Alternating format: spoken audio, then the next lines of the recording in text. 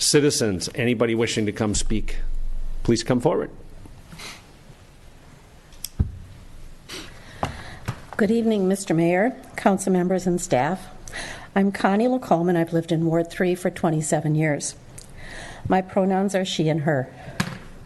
Every time I stop at the stop sign at Smith and Moreland, I'm reminded that the voices of citizens, I'm sorry, I can't.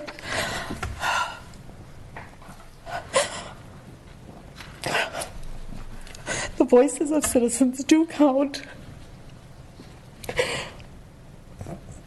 Because that stop sign is there because my husband put it there. Connie, do you want me to help you read it? Do you want me to read it? Yes, please. Okay. Yes, that's okay. I have no idea what this is going to be, so I will do my best.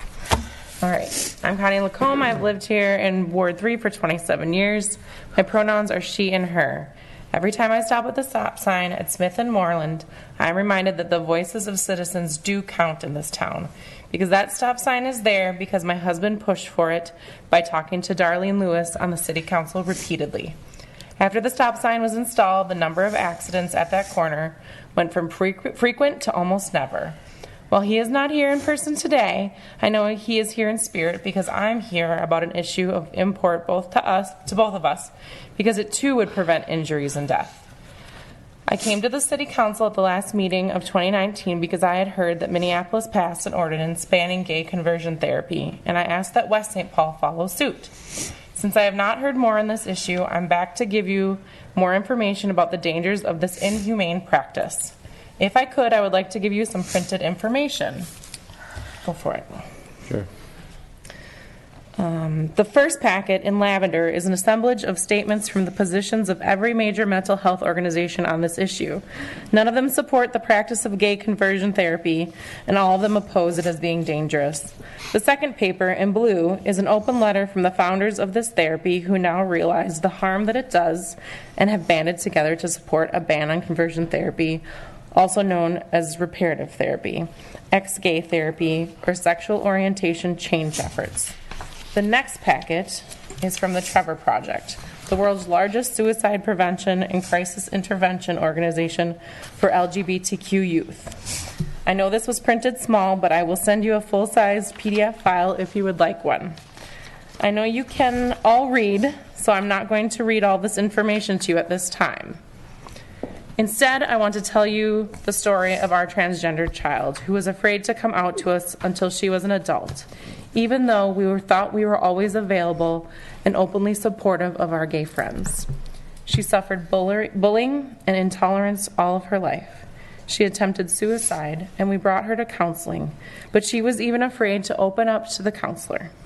She attempted suicide again and almost succeeded, leaving her with some serious cognitive issues and severe depression. As an adult, she has finally found a counselor and a support group that has helped her. Our daughter was never subjected to conversion therapy, but suffered some of those effects anyway because of the abuse she was subjected to by ignorant people, and I count myself among those. I should have known, but was blind to all of the signs she displayed. I was deeply concerned about her, but frankly did not even know where there was such a thing as transgender. Thank God times have changed, and people are waking up to the fact that being LGBTQ is not a mental illness. It is not a choice people make. It is simply a continuum of sexuality, and different people fall on different points of the continuum.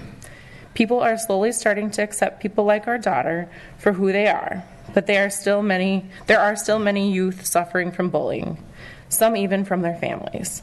Bullying is bad enough, but being put through this torture that is reparative therapy or gay conversion therapy is far worse and can lead to serious mental issues and even death.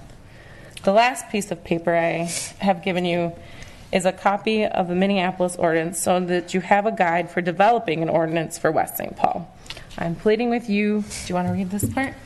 I'll let you read the last sentence. I'm pleading with you for the sake of our youth. Please stand up for them and pass an ordinance outlawing this dangerous practice. Thank you.